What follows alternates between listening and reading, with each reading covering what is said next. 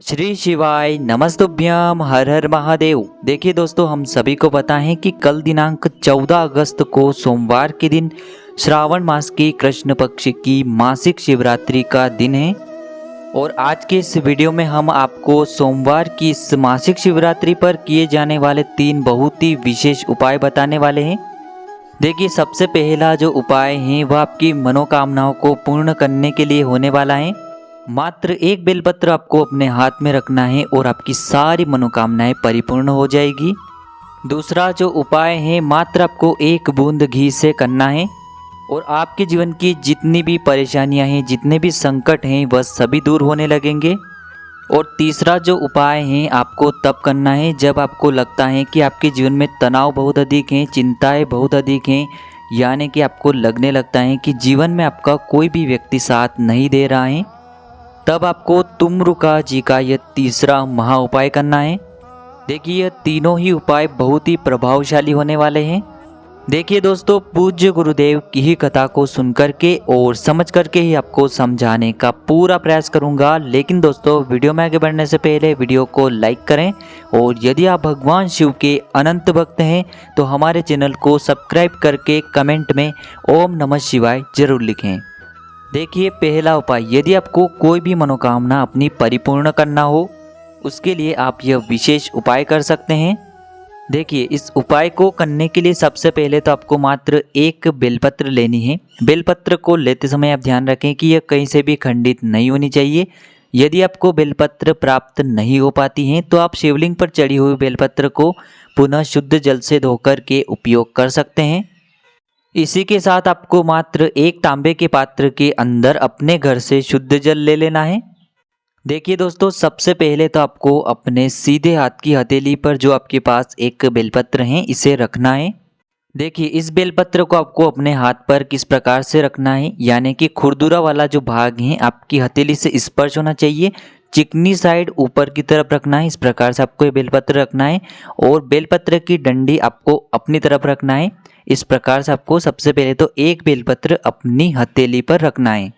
अब दोस्तों, जो आपने अपनी हथेली पर एक बेलपत्र रखा है, इसी बेलपत्र के ऊपर आपके पास जो एक तांबे के पात्र के अंदर शुद्ध जल है, उसे भी रख लेना है। अब दोस्तों, इस एक बेलपत्र और तांबे के पात्र को लेकर के आपको अपने पूरे घर में लेकर के घूम जाना है। केवल आपको वॉशरूम को छोड़ देना है और आपके पूरे घर में इस लोटे और एक बेलपत्र को लेकर के घूम जाना है।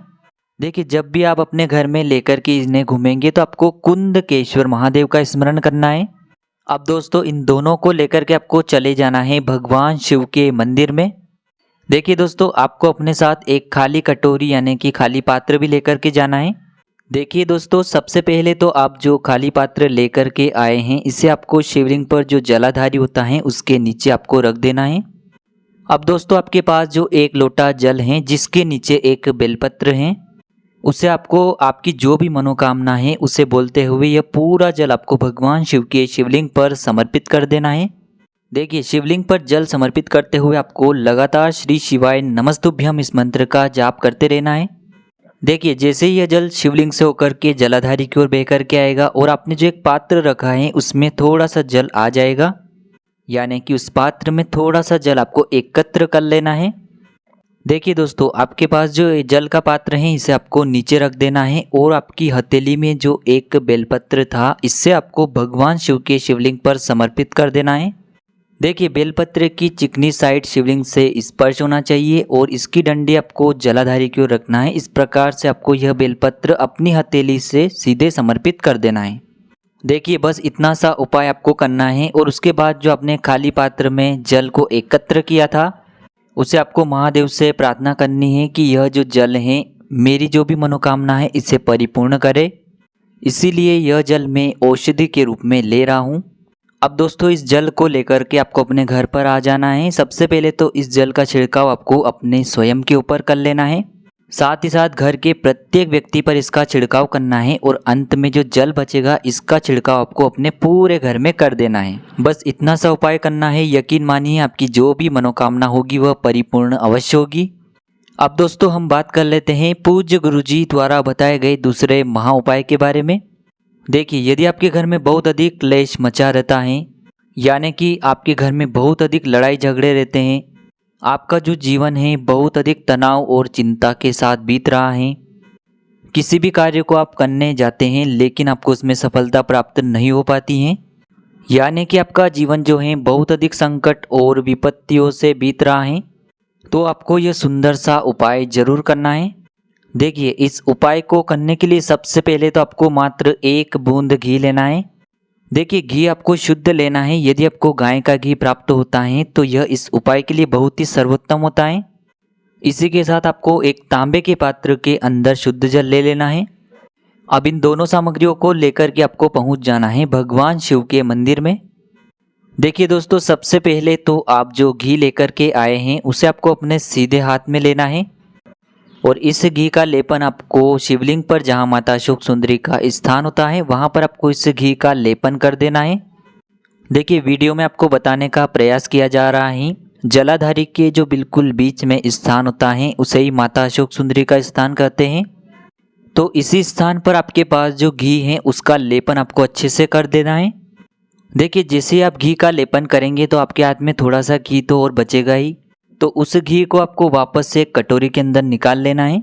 देखिए, जब भी आप माता अशोक सुंदरी वाले स्थान पर यह घी लगाएंगे तो आपको प्रार्थना करनी है कि मेरे जीवन में जो क्लेश चल रहे हैं यह दूर हो, मेरे जीवन में जो तनाव की समस्या बनी हुई है वह सभी दूर होने लगे।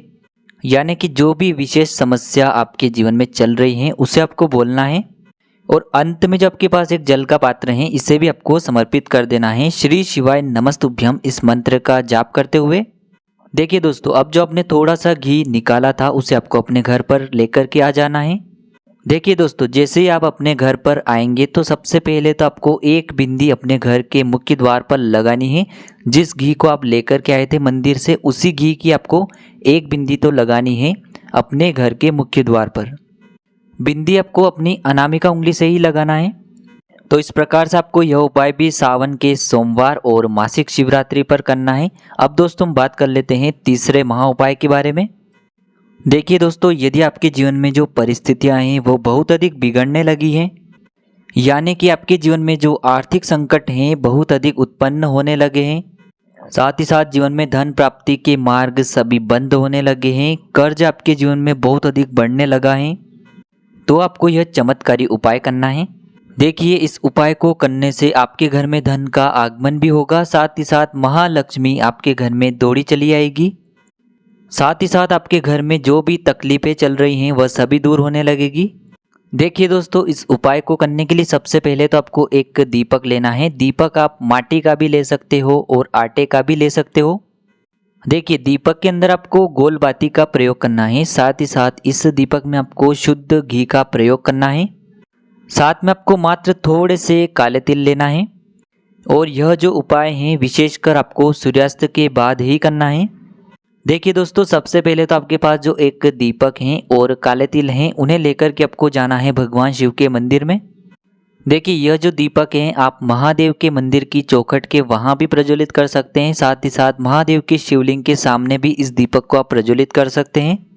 तो सबसे पहले तो आपके पास जो काले तिल हैं उन्हें आपको अपने सीधे हाथ में रखना है।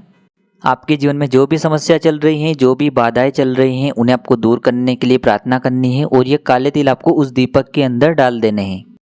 अब आपको इस दीपक को प्रज्वलित करना है। देखिए, दीपक को प्रज्वलित करते समय आपको तुमरुका जी का मन में स्मरण करना है। तो आपको तुमरुका जी का नाम लेना है और आपकी जो भी समस्या है वह आपको महादेव से कह देना है। मेरे जीवन में धन की समस्या चल रही है, मेरे जीवन में जो परिस्थितियां हैं वह बहुत अधिक बिगड़ने लगी हैं। तो ऐसी प्रार्थना करते हुए आपको यह एक दीपक प्रज्वलित कर देना है। तो दोस्तों, इस प्रकार से आपको आज के इस वीडियो में हमने आपको सोमवार की इस मासिक शिवरात्रि पर किए जाने वाले 3 महा उपाय बताए हैं। तीनों ही उपाय में से आपको जो भी उपाय उचित और सरल लगे उसे आप कर सकते हैं। उपाय को करते समय आप किसी भी प्रकार की गलती न करें। श्री शिवाय नमस्तुभ्याम। हर हर महादेव।